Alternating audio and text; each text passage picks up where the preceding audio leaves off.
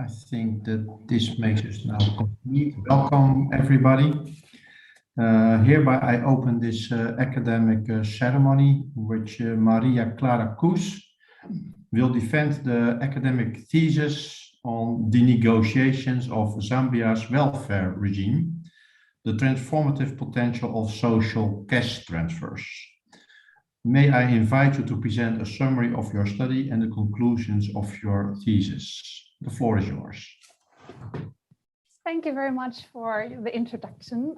Luke from the technical support will now screen share my presentation in order to avoid any visual delays. Dear Prorector, dear members of the Corona, dear colleagues, family, friends, and wider audience, in the next 15 minutes, I will present you with a summary of my PhD research. And this is indeed a great honor and a pleasure because it marks the end of an important part of my learning journey, a journey that has indeed started long before I entered the PhD program at UniMerit and at Maastricht University. And indeed, the questions that I ask in my PhD have been with me since the very first time I started working as technical advisor in international development. And when I prepared for this presentation today, I particularly remembered one day when I was participating in one of those executive meetings in a 5- or 6-star hotel in Lusaka, the capital of Zambia. And my colleagues were giving presentations and consultants were presenting the findings and ministry officials gave speeches committing to the reform program. And I was sitting there listening to the presentations and watching outside the window on the road where people were busy selling small items like mobile chargers, tomatoes, or sweets in order to get by. And I could not help but wonder to what extent my work and the meeting here is really going to help change, or if you wish, transform the lives of those people out there. Now, at the heart of my PhD is a very similar concern because it explores how and why poverty seems to persist despite decades of development efforts and poverty reduction initiatives. And in order to unravel this paradox, I ask in my PhD, how is the political settlement of Zambia's welfare regime negotiated? And I explore this by looking at the policy negotiations of planned transformational cash transfer initiative. And as I will show in a few minutes, my PhD demonstrates how and why Zambia's welfare regime did not transform despite this transformative attempt. And it reveals the complex international and national power relations that contributed to the transformational failure of the cash transfers. Before I present my findings in more details, I will briefly set out the theoretical framework that I have used in order to understand these complex negotiations of Zambia's welfare regime. And this framework goes beyond mainstream and standard development theory and practice with its generic or decontextualized understanding of change and development. And instead, it takes account of the complex power relations and the underlying beliefs that inevitably interplay with development efforts. And I have developed this framework by combining Gavin Wood's welfare regime approach for developing countries with a constructivist institutional approach borrowed from political studies theory. Gavin Wood's welfare regime approach for developing countries has been useful because it provides a comprehensive theoretical framework into the multi-level power relations and dynamics in developing countries that produce and reproduce the distribution of wealth for some and poverty for others. And it takes account as well as of the global dynamics, such as global aid donors who try to influence the national decisions about who should get what and why. And the constructivist institutionalist approach provided me with a clear ontological framework to conceptualize the evolution of welfare regimes in developing countries, because it takes account of the ideas that actors hold as well as the institutional context in which they find themselves. This theoretical framework makes three main contributions to the literature. First of all, it contributes to the welfare regime literature by conceptualizing the evolution of welfare regimes. It advances, secondly, the policy and development literature by better conceptualizing the development process, drawing on political studies theory. And finally, it also contributes to the constructivist institutionalist approach by applying it and advancing it to the developing country context. Now, in line with the theory, we can then redefine the welfare regime as an evolving agreement or political settlement between various situated actors with different values of social justice, with different ideas and power relations,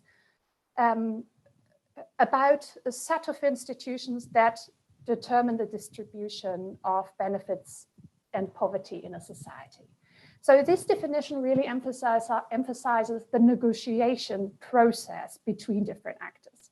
And in line with this, we can then think of transformative change as an outcome of this negotiation, as a change in the power relation and the underpinning beliefs that produce and reproduce the welfare agreement. In order to illustrate this complex negotiation of Zambia's welfare regime, I have used Zambia's first national cash transfer scheme as a case study.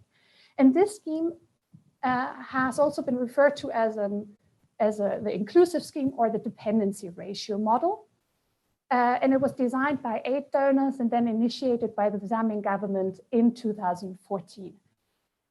Most importantly, this scheme can be thought of as a planned transformational social protection initiative and an attempt to transform Zambia's welfare regime. And this is because it aimed at breaking the cycle of poverty by supporting young women with a high care burden. Now, in order to gain in-depth insight into the case of the inclusive scheme and the policy processes, I have used different qualitative research methods. I have participated and observed policy communities. I have reviewed secondary documents such as speeches or impact evaluation documents, training material, and I have conducted key informant interviews. And for the interviews, I went to Zambia in 2016 and I conducted over 130 semi-structured key informant interviews with actors at all levels of governance. So I have interviewed donor officials at the top, ministry officials, ministers, MPs. At the subnational level, I have interviewed chiefs, traditional leaders in local communities, and local implementers. And I essentially asked them who they think are deserving and what they think about the inclusive scheme and how they participated in the policy process. And then I analyzed the findings using an interpretive analytical approach. Now, in the remaining minutes of my presentation, I will briefly present the main findings of my analysis. And the analysis is divided into 3 main parts, corresponding with the 3 empirical chapters of my thesis. And each part focuses on the negotiation process of the inclusive scheme at different times and at different levels of the policy process. Now, the top-down analysis focuses on the negotiations between international donors and ministry officials at the top during the initial policy design stages. And this analysis contrasts with standard conventional studies of the politics of social protection in Africa, which tend to portray donors and national actors almost to form a coalition. And instead, I emphasize that these actors actually negotiate with each other, and they hold different deep-rooted values of social justice and have different policy preferences. Now, the analysis illustrates this negotiation process between these 2 actors or 2 groups of actors and shows how donors influence the initial policy design discussion. And it shows that they achieve this by depoliticization, and they veil tensions inherent in transformative initiatives behind powerful technocratic narratives. So their transformative intention almost remained disarticulated. And they presented the policy almost as if it would be in line with the Zambian traditional values. So the analysis also reveals that an important role played to construct these narratives was played by international consultants who acted as high-level brokers between these two groups. As a result of this, donors managed to manipulate the Zambian government into initiating a scheme that was in line with the donor agenda and that aimed at transforming Zambia's welfare regime.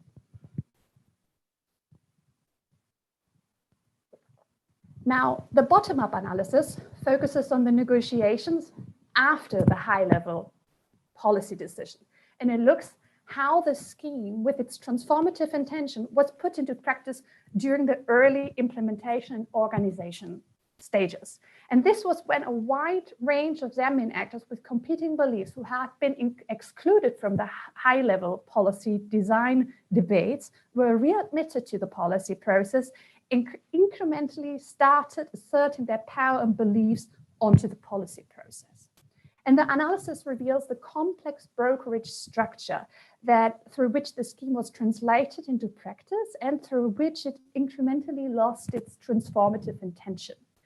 It argues that lower level actors had the de facto power to change the meaning and the narrative and the explanation of the inclusive scheme in line with their own beliefs of deservingness. But it also shows that their policy explanations and their understanding of the policy were in turn shaped by their intersubjective values and the power relations that had power over them. And so it is argued that while they incrementally converted the meaning of the scheme in order to reproduce local values of deservingness, this was largely an unconscious process. And it just actually pushed the conflict of the inclusive scheme further down the policy process. Now, the last part of the analysis combines a top-down analysis with a bottom-up analysis in order to gain a full understanding of the settlement process of Zambia's welfare regime with its horizontal and with its vertical power relation. And it does so by analyzing the later policy implementation phase, when actors at the bottom actually become to realize that young women with a high cairn were enrolled to the scheme and they could not understand why, and they also didn't agree with this. So they started opposing it. And the analysis shows how these grievances from the bottom were articulated upwards through this brokerage structure. And it thereby reveals the complex neo-patrimonial dynamics that were mobilized in order to put pressure on top-level actors to change the policy. Now, as a result of this, and the high stakes involved for top-level actors, the formal policy was redesigned and converted from a potentially transformative initiative into an instrument that reproduced Zambia's welfare regime and that did not longer targeted the young women with a high care burden, but rather targeted only people with physical labor constraints.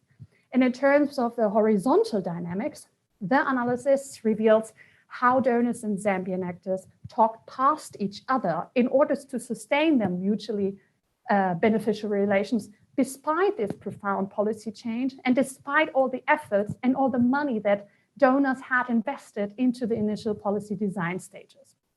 On this note, I come to the last slide of my presentation. What can be learned from the detailed insights into the failure of the inclusive scheme to transform Zambia's welfare regime? And I'd like to emphasize three main conclusions with regard to social change and policy making.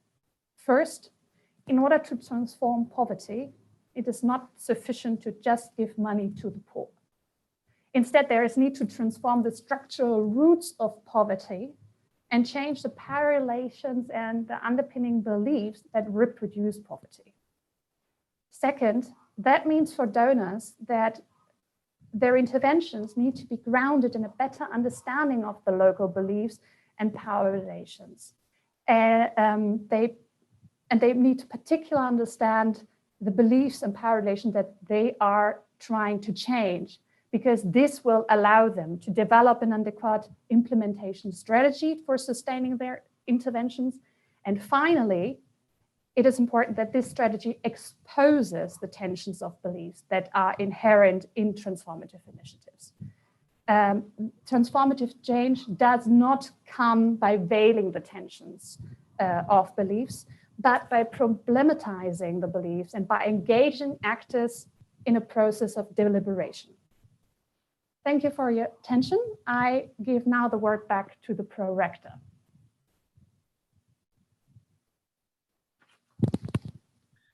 Thank you very much for your presentation. The opposition will now be opened by Professor Thomas Konzelman. He was the chair of the assessment committee, and he's a professor of international relations at Maastricht University. The floor is yours. Okay, thank you, Mr. Prorector, and thank you, Mrs. Kuss, for a very well written and interesting thesis to read on a really relevant topic that also shows how the established practices of providing aid to African countries may look and function entirely differently when being confronted with the reality of development cooperation on the ground. And I found particularly relevant the way in which you show that the current implementation of the SCT scheme has failed to deliver on one of its key promises, namely to lift aid-dependent parts of the population, and especially also women with a high care burden, out of their traditional roles. So very well done. Nonetheless, of course, there are questions that remain. And my question has to do with the issue of deliberation and politicization that you suggest in your thesis. So the thrust of the thesis is really to be critical of the lack of discussion on the way in which the SCT program was designed and later on implemented. And you also criticize the absence of confrontation about competing beliefs that actors hold on what this program should achieve. You therefore ask for this open and discursive exchange on specific issues, and you even call explicitly for a politicization of development aid. There can be no transformation without politicization, you say in your thesis. My question, how likely is it that in a politicized and maybe also even conflictual environment, such ingrained beliefs could be overcome, whether that would not lead simply to a hardening of conflicts? How do you suggest to achieve this open deliberation and confrontation in practical terms? How should the fora or other institutions look like in which such an open discussion can be held, and through which such ingrained beliefs could first be brought into the open and then unsettled and finally also reconstructed?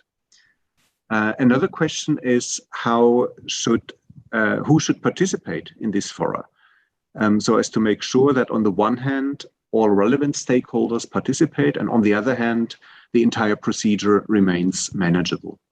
Thank you. Great. Thank you for your question. Highly esteemed opponent, and also for your kind words with regarding to my thesis and the writing. I think your question goes a bit beyond my immediate PhD that unravels the negotiations of Zambia's welfare regime and looks for policy recommendations. Now, in answering the first part of your question, how likely is that this is actually going to happen? How likely is it that donors actually change their approach to how they do development? Well, this is a very interesting question and is a valid point because it means essentially that they would need to realize the importance of actually engaging in a different way of engaging in the development process. And they would need to understand how important it is to not just push for so-called blueprints that then can be applied in a deductive fashion to different developing countries. But in order to engage with the national processes and the context in these developing countries that interplay with their development intervention. So this is, it looks it's much more complex, and they will need to actually realize the importance to engage with these complexities that are happening in real lives. So now what would be the advantage for them to realizing that this needs to be done? Well, it is a matter of efficiency almost. I mean, at the moment, we are having there is a repetition of failures of development precisely because of these dynamics that are not taking the context into account. And so I do think there will, if they really aim at transforming have transformative impacts, they will need to engage in different processes. How can this be achieved? Well, I do hope, or have a tiny hope, that maybe through these types of contextualized analysis that pushes forward and unveils really the implications of not doing this, it might actually have an impact on their own thinkings of what works and what does not and why, and so that they can change their views on these points. And finally, who should participate in these deliberation processes? I think that is a very important question. And we immediately think about almost policy debates that are held in different forums. But I don't think this is the main point. I think whose views are represented in these policy discussions, it's a much more important point. I do think it was very important that to take account of the local views of the people at the very bottom, those who are affected by development, by those interventions, and to explain those people the benefits of change for their lives, and to offer them opportunities and to discuss these types of direction their development and their own lives can take. So it will be very important that they are becoming convinced of the problem that exists, that maybe eventually causes their own ill-being, and that they are starting to change their own cultural beliefs about how they see things, and they understand the bigger power structures that impede on their lives.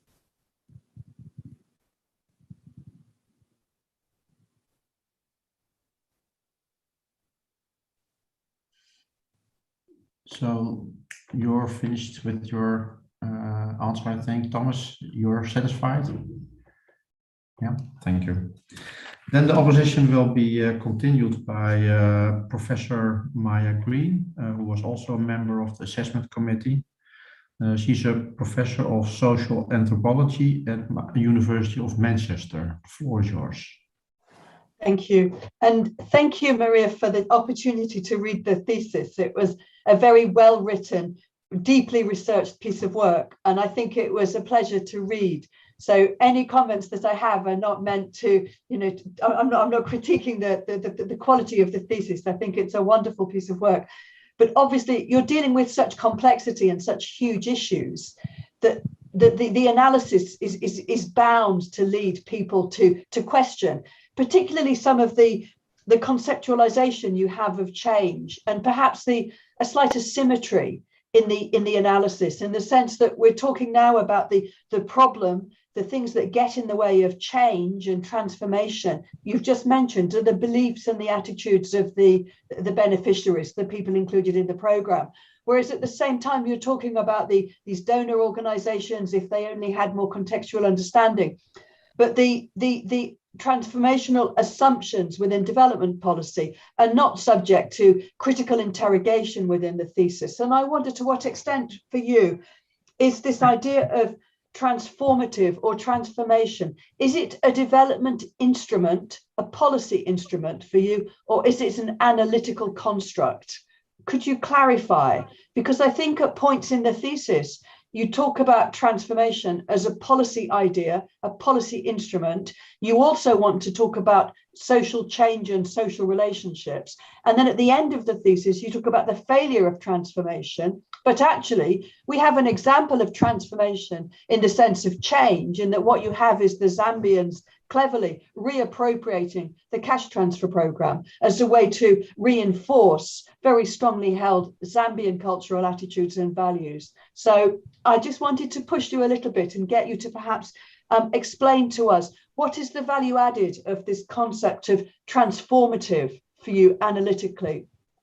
Thank you. All right, highly esteemed opponent. First of all, thank you for the detailed reading of the thesis and for your critical engagement with it, and your, I really appreciate it. All right, I think this is a very important question because it talks about it pushes us to think about what is really meant by social transformation, what is meant by transformative social projection, how does it fit together? And this is indeed something that is not very clear yet in the literature. So how do we define transformative change, and how can we identify a policy as transformative? So let me start by clarifying what I mean by social transformation. So when we talk about social transformation, what is meant is a change in the power relations and that produce poverty and injustice and adversity for some people.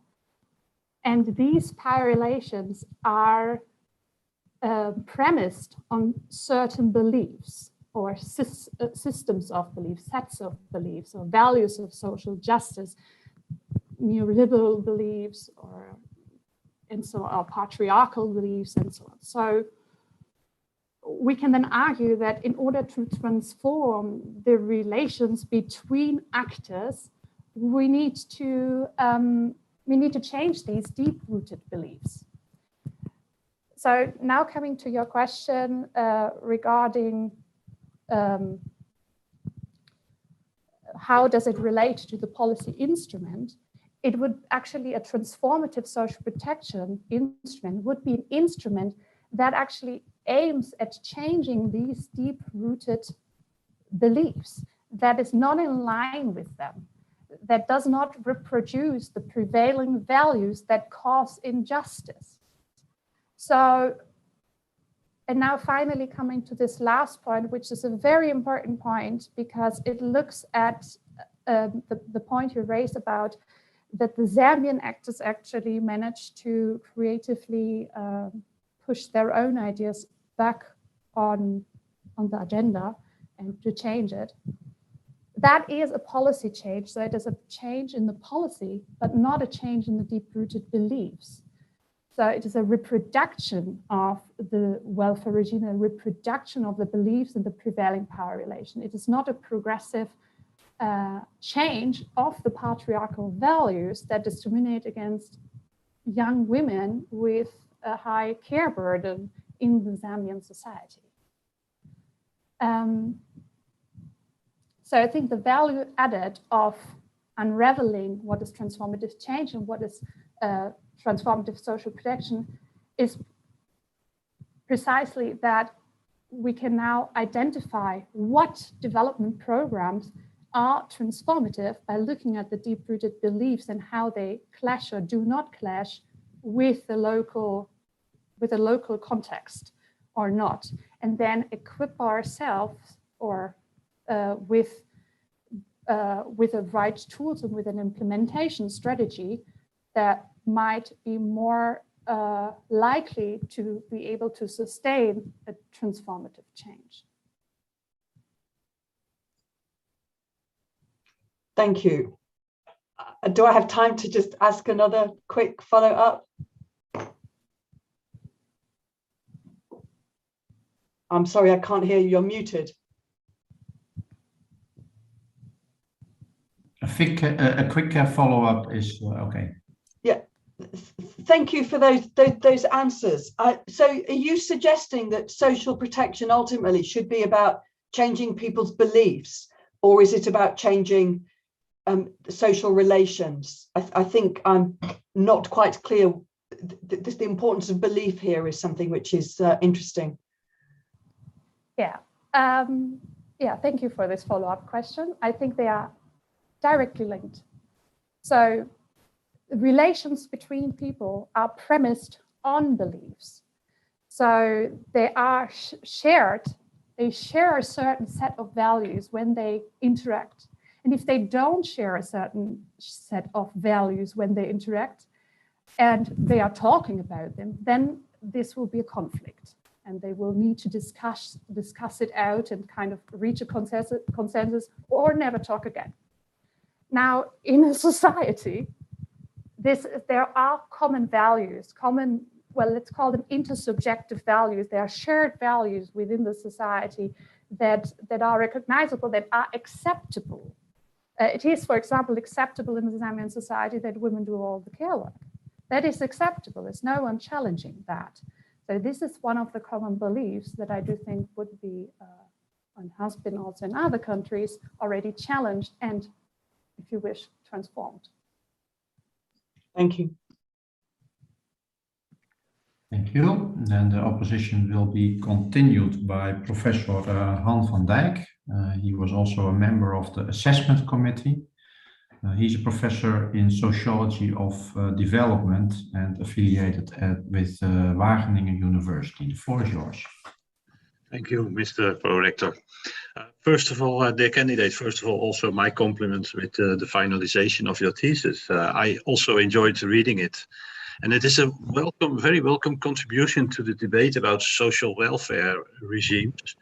And I think it can also be applied to other welfare domains such as healthcare and food security and all the policy interventions around that. I'm thinking, for example, of the Productive Safety Net program in Ethiopia, which is a huge food security program, which has all the politics around it, which you describe in your thesis as well. And we urgently need to know more about these the real effects of these programs.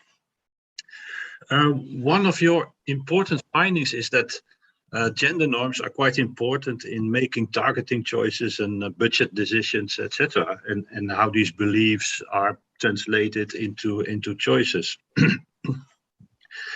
Somehow it looks like it was something you did not expect to find when you set up the research, because somehow it's also very little present in your theoretical discussion, and somehow it seems that it is a lesson that you learned along the way. There's nothing wrong with that, because that shows that you really did research with an open mind and were a good researcher. However, I was wondering whether there would be other things like the norms about why people are poor, ethnicity, and all these other things. Poverty is often also an intersectional thing that are also playing a role in this. And I was wondering how, with the blessing of hindsight and with the knowledge you have today, how would you, let's say, redesign the research in order to articulate these influence of these beliefs and norms better in finding out about their consequences for the targeting choices? In other words, what would you recommend a starting PhD student starting a similar research to do, and how to set up this research, and what would this PhD student do different than you? Okay, highly esteemed opponent, thank you very much for your thorough reading of the PhD and for your kind words. Let me see if I understand your comment and question correctly. So first of all, you're asking about the gender norms and to what extent I expected them to play a role or not at the beginning. And second of all, how what I do approach the research differently. Yeah, on the basis of what you found out along the way. Yes, correct. Okay, great. So first of all, probably also for the wider audience, I'd like to clarify something about the process of doing a PhD, the research in itself, or how it was for me. For me, it was a process where it is not clear at the very beginning what all the data says and what it shows. So it was a process where almost a process of muddling through the data and trying to making sense of it, using different frameworks and tools in order to understand what it is saying. And the debate at that moment of time when I did my fieldwork was a debate about social protection that was very generalized. It was a debate that was talking about social protection in general, then making clear, oh yeah, maybe we're like equating social protection with just cash transfers.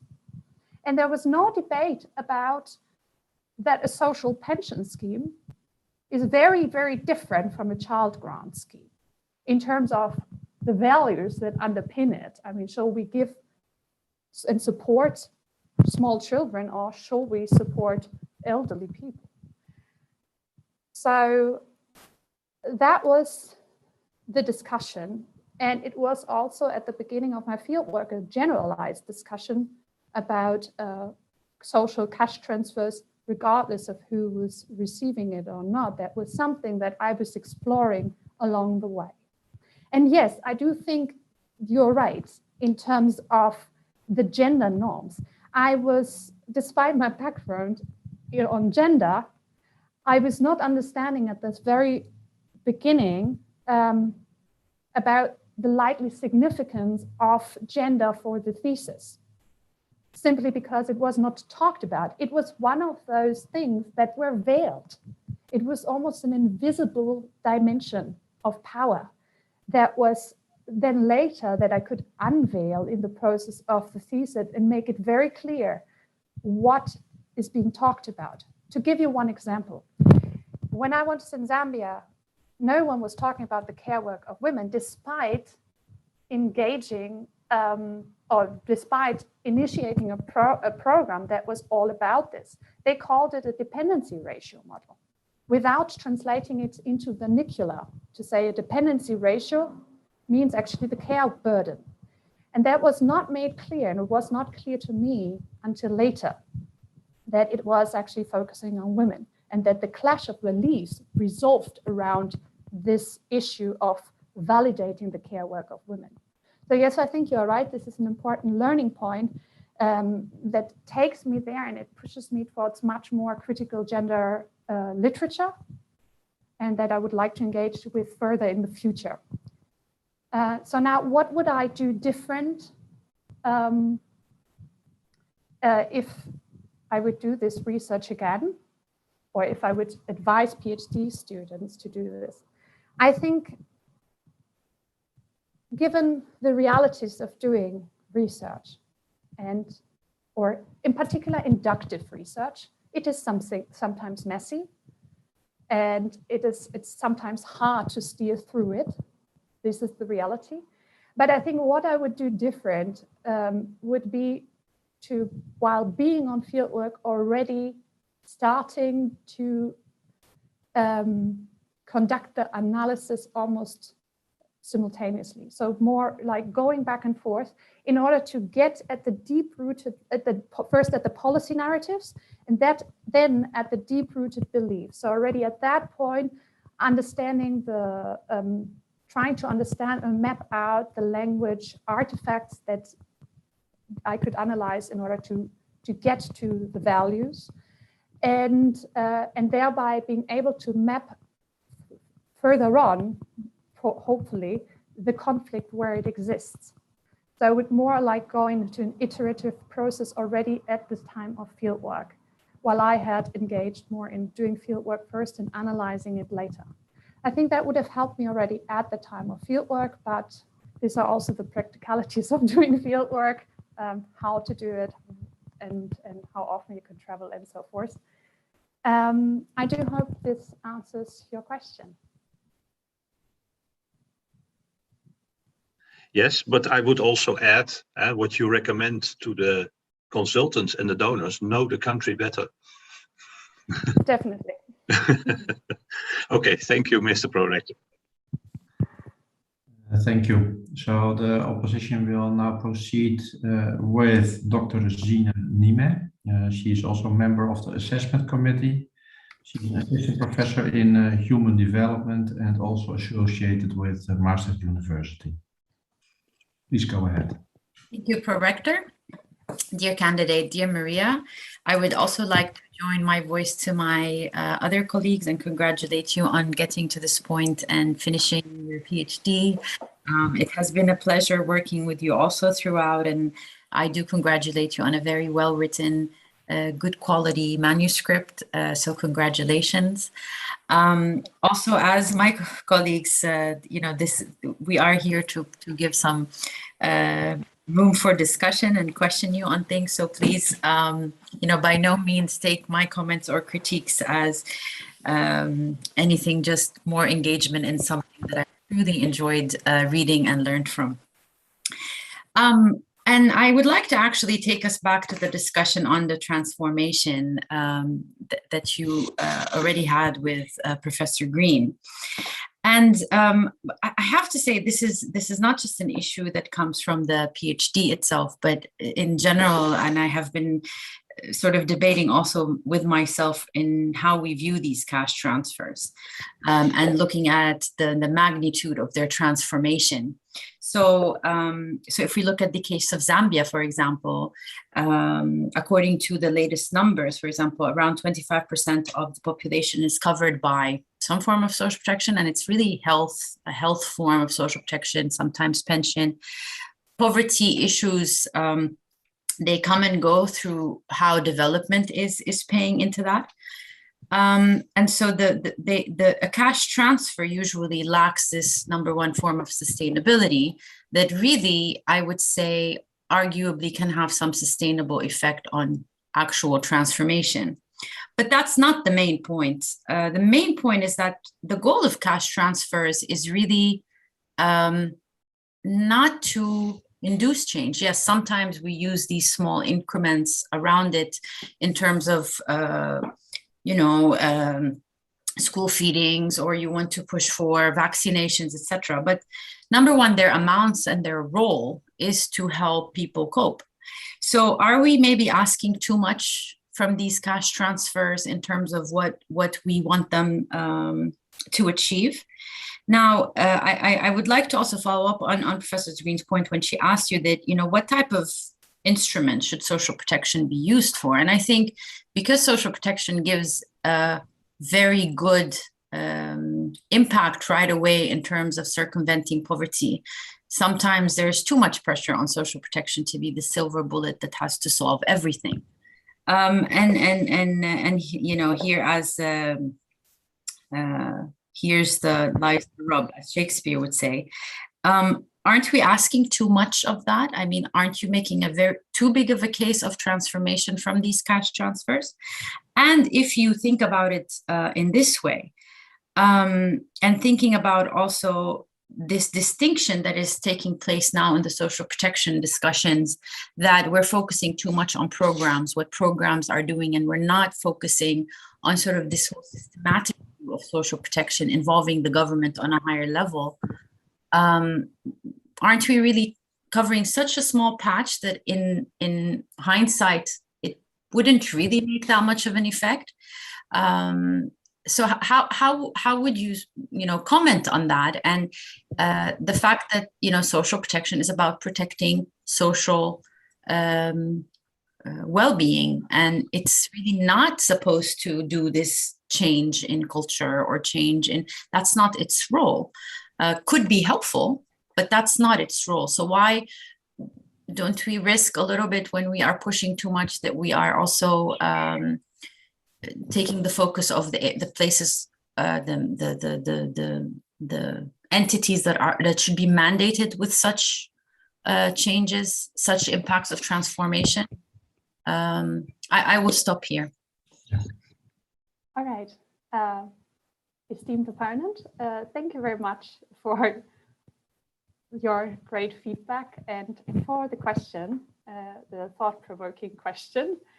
I appreciate it because I know you also have a background or wrote your thesis on welfare regimes. So what my thesis is doing is actually looking at not just social protection or cash transfers, which I just use as a case study in order to look into the transformation of welfare regimes. But if I would engage now into the discussion of just the policy instrument, then I would probably draw back to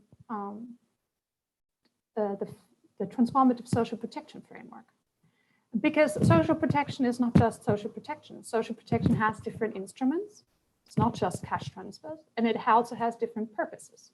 And if we come to these different purposes and these different roles and functions, and we can see, well, actually, it can play a protective role, as you say, just give some money to very poor people and help them. And there are a lot of impact studies that show that cash transfers can do this. But it can also play preventive roles or promotional roles. So, for example, investing in small businesses and making people more sustainable. There has also been studies on that. And it also could play a transformational role. So now we're coming back to the issue of how do we identify this if it plays a transformational role. And that comes by looking at the policy goal. So if the policy goal is just to reduce poverty now, then yes, it's a protective function. But if the policy goal is to break the intergenerational transfer of poverty, then we're talking about a much more transformational approach, because it means you need to validate the care work, or commonly it means you give the money to the mother to validate their child care work, which clashes with local beliefs. So that would be automatically, almost in many contexts, a transformational ambition.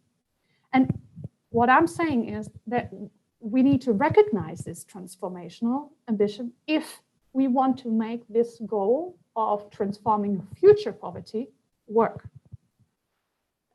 So we need to identify what we are asking these policies to do, exactly as you say. What do we ask from them? Do we ask them to reduce poverty in the future? Do we ask them to change the local patriarchal beliefs by validating the care work of women? Yes, we need to be aware of this, what we are asking these instruments, and then make a choice if it's worth investing into transforming these beliefs, or if we just want the policy to give some money to those people who are locally accepted to be deserving, but without the aspiration of transforming poverty in the future or transforming the welfare regime by changing these beliefs. I think I hope I've answered your question. Can I have a super quick policy? No, I'm sorry. No, to proceed. Maybe if you still have some time left. Sure, no problem. Yeah. Okay, so then Dr. El Shafouri will continue the opposition. She's also a member of the assessment committee. She's an assistant professor of globalization and development studies, and also affiliated with Maastricht University. Please go ahead. Thank you. I will try to keep it brief to give also a chance to our last questioner. But just want to also reiterate, Maria, what everybody has said. I think, you know, the issue of knowledge production and who is allowed to make knowledge and for a local context. And how sort of the external and internal influences come into play, I think is one of the key problems still in development studies. And I appreciate that you tackled it head on, and also by bringing this intervening issue of political settlement in, which I think kind of gives us a nice, stops us from treating the local context like a black box. At the same time, you know, this is the thorniest issue for me that you did face because it is such a difficult issue. And I guess it comes for me also to the legitimacy of bringing about change to begin with. it seems to me, and you can correct me perhaps if I'm wrong, but you share many of the similar goals that the donors did. You see these as generally proven to be effective and objectively also desirable, but that the means that which it was done was counterproductive is kind of what I read in your thesis. And so I'm wondering, if this is just a question of how to bring about better social engineering, I'm wondering kind of where do we get our legitimacy? We are part of this international, as academics, part of this international system that is trying to bring about change in a local context. But how do you square, on the one hand, you say people need to make their own decisions based on their own values, but on the other hand, they do need to change ultimately, it seems, according to values that maybe did not emerge from below. So how do you square these two thorny contradictions? Esteemed opponent, thank you very much. I think this is a really valid point that you're making, and it's a very relevant point. To some extent, it relates not just to the decolonization debates generally in policy practice, but also to our understanding in academia. How can we position ourselves? I mean, also me not being Zambian, for example, what is my legitimacy of having an opinion on that? So it kind of relates to these questions, and it always tries to pushes you towards taking sides, almost as for the donors against Zambians. So it is kind of this dichotomy that automatically arises with this type of study. So people try to push you towards taking some kind of sides for the global north, for the global south, and so on. So I understand this as a very important discussion, and then I'm happy that you raised this point. So now in terms of the legitimacy of donors to influence national decisions, yes, this is something I grappled with a long time, because we are almost torn between the dilemma of wanting to help other nations and those people suffering from poverty in other nations, and knowing that actually you should not interfere externally with those national decision-making processes. And in reality, as my thesis shows, this dilemma plays out in these negotiation processes between the donors and the national actors, and how it then trickles down. So I personally believe that sustainability or somewhat more legitimate change needs to emerge from the bottom up, not just from the top or from outside inside, but actually those people at the very bottom, they should actually learn and realize and being deliberated and understand their own problems and being able to fight for it. Now, do I think that external actors can help in doing so? Yes, because I do think there is hope, for example, in terms of education or any participation programs to actually make a change in people's beliefs and help them think differently. But it's the matter of how you engage in this process. And it reminds me very much of the very first time I worked in development in Panama, which was a local program. It was funded by UN Women, but it was actually a local program which was doing exactly that. It was helping young women to understand what are their boundaries in this society, and it was engaging in a wide variety of spaces, university, going to local villages and giving gender classes and doing a lot of different stuff. And I almost now retrospectively took this as kind of a very, almost a successful case of transforming these beliefs. It was a very sensible engagement in this. But obviously, I mean, this goes now very much beyond my thesis. But I think your point really addresses this positionality between us as academics and as, for example, non-nationals to make claims about the country. And I think it is a very valid and important point that you raised, and I'm happy I could clarify this a little bit further.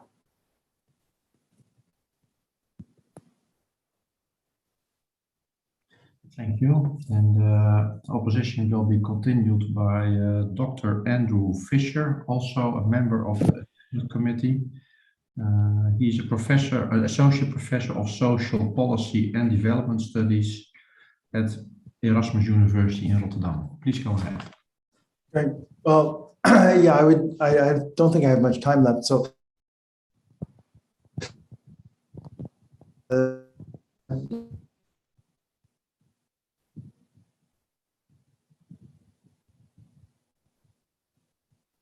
your system hangs. I'll try and be quick. I'll just to connect, I mean, I'm reinforcing some of the points.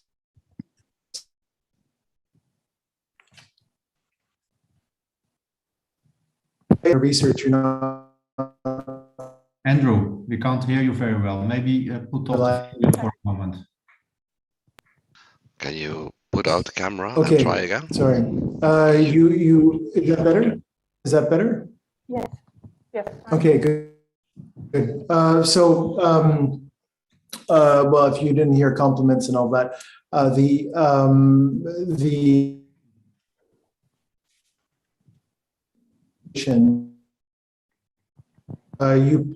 point out that you're not seeking generalizability, but nonetheless within case selection, the way we select cases, whether they're ideal cases or cases that are most likely, least likely, and so on, we still need to position the case within the broader set of phenomena that we're looking at to be able to theorize. Is that okay? Are you hearing me? Yeah. Okay, good. And in this sense, I'm just wondering in that sense, because you have chosen social caste transfers, but you have very much set up then your theorization based on this idea of the caste transfers being, as you say, the liberal enlightened versus the traditional and patriarchal of the local. And I'm just wondering if actually we could look at your cases in a very different way, based on the evidence you've provided in your thesis, in the sense that the social caste transfer, in effect, is actually contrary to sort of the liberal views of Amartya Sen, pushing a very targeted proxy means tested model, which many people have been very critical of. At the time you were doing your research, I think it was only covering about 250,000 people, when the number of orphans in the country were estimated at around 600,000. And hence we're looking at a very marginal, narrow program, which was important for the donors, but quite possibly not very important for the local population. And in that sense, it's quite, just because it brands itself as transformational doesn't mean it is. The same way Jimmy Adeshna would say, don't call dog monkey for me, right? In that sense, in the same way, people like Tandika Makandere would actually say, these are not actually particularly transformational programs that can be quite regressive, actually, in terms of their impacts on social relations and so on. And similarly, you can look at the case of your social responses from the local as not necessarily reflecting patriarchal traditional norms, but actually being a fairly rational response from a general public to the problems of narrowly targeted caste transfer programs in that sense, right? And also things like feminist scholarship has been critiquing, for instance, these programs in terms of how they reinforce norms of motherhood and so on. So I'm just wondering if you could speak a bit to how your cases could possibly be, and your own evidence, how you came to your ways of interpreting them in that way, rather than looking at alternative types of ways of understanding your cases in that sense. Okay, esteemed opponent, thank you very much for your question. Okay, let me see if I understood this correctly. So your question is, why did I reach the conclusion that I reached with my case study and not other type of conclusions? Okay, as I said. No, that's good. Yeah, go ahead. Yeah. Okay. Okay, so I mean, this relates, on the one hand to the methodology and on the other hand, obviously, to the case. In terms of the case, this case, as I said before, had a transformational component in the sense of that it challenged local beliefs. We're talking about social transformation, and it lied in this element of validating the care work of women. So that was the socially transformative aspect that donors try to install. And that has nothing to do with just money. It is giving money or giving a high amount of money or giving it to different people. I mean, or to more on a national level. So this has nothing to do with this. It has to do with this just initiative of trying to change beliefs, which I argue is what the transformational ambition is about. And so if we now look into how have I analyzed this case, then, well, it has been an inductive process through which, where I have tried to analyze and looked into the different... Maybe you can quickly finish your answer. Yeah, I will quickly finish my answer. So the second point, as I was saying, is how did I analyze this case? I looked into the different narratives that were portrayed by different actors, and then I looked into the beliefs, and what turned out were actually these clashes around the gender component that turned out. And it was not, there was some element where, yes, there were some clashes around residual, want to have more residual type of cash transfers versus a more universal type of cash transfers. But with this was not the big clash of beliefs, and it was not the issue why the cash transfer was opposed in local communities. So I went with the conflict and trying to understand how this conflict played out. And this is how I came to the conclusion of my case. But you are right, there are also other elements that can be studied versus, for example, the residual notion versus the universal notion. That would be another issue to be studied, zooming into another aspect of this case and certain types of negotiations around it. So this is another way that maybe these interviews could be used for. But again, I went with the conflict that arose from this case in order to reach the conclusion around these gender norms. Thank you. Maria Kuss, the time appointed for defending your thesis has now passed. The degree committee will now withdraw to discuss the quality of your thesis and your defense. I request that you and your company await the results of our deliberations and our return.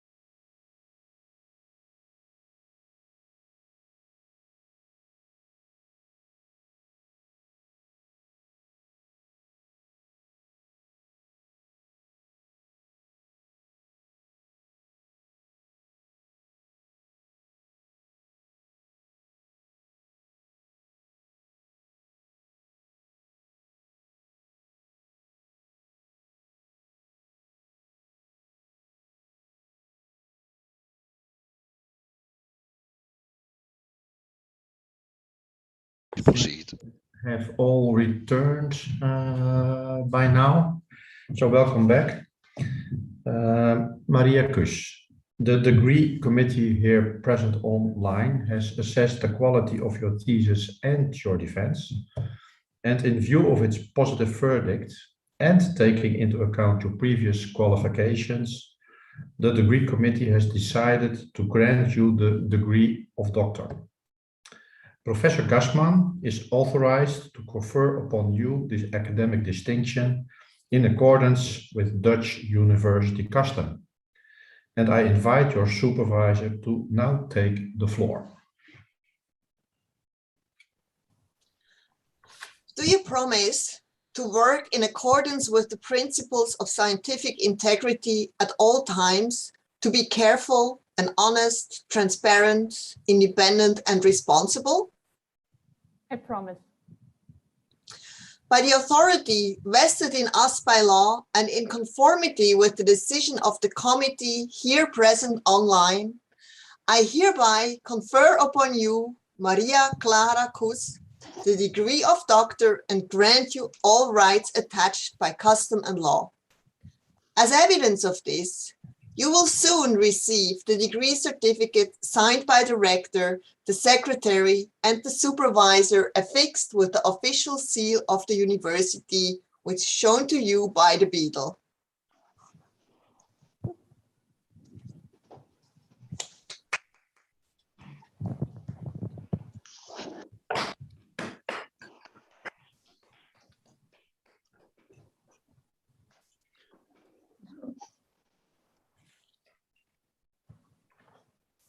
So Professor Alistair McGregor will now say a few words to you personally by giving the laudatio. Thank you, Pro-Rector. Thank you to the committee, the examination committee, for their thorough engagement with the thesis of Maria. I have known Maria for a considerable amount of time now, from her being an enthusiastic master's student at the Institute of Development Studies in Sussex, fresh from working as an advisor in Zambia. I've known her and worked with her in the field in Zambia, where she shows tremendous empathy with Zambian co-workers and with villagers. And I've known her in the struggle through the mysteries of the PhD process and various labyrinthine literatures that she is engaged with enthusiastically. The headline is determination. Maria has been an extremely determined and dedicated student throughout. I'll say something about the thesis. Cross-disciplinary work is very difficult. You tend to get flack from every angle. So when you're doing development studies that cuts across into political science, that cuts across into some social anthropology, that cuts across into social policy, you kind of get it in the neck from everyone for not being quite in their court. So cross-disciplinarity is a real difficulty. It's a real challenge. And I think Maria has succeeded in pulling this off in this thesis. I think the thesis makes an important contribution to the literature, and I hope that she continues from here and publishes and makes an impact. It's important because it's a rare thing to be both engaged in terms of being determined to try and make a contribution to fighting poverty, which is what development studies is notionally about. To then shift from being in the field and being engaged in that level to discussions and debates in shiny offices in Lusaka or Bonn or The Hague or whatever, to being then involved in the ether of highly abstract debates about theory, epistemology and ontology. I think Maria has done exceptionally well to span all of these. I think it's unusual, and I think it's a really excellent thesis that she should be fully proud of, and her family should be fully proud of in supporting her to get to this position. So I'm grateful for the experience, and thank you to all for your engagement with this.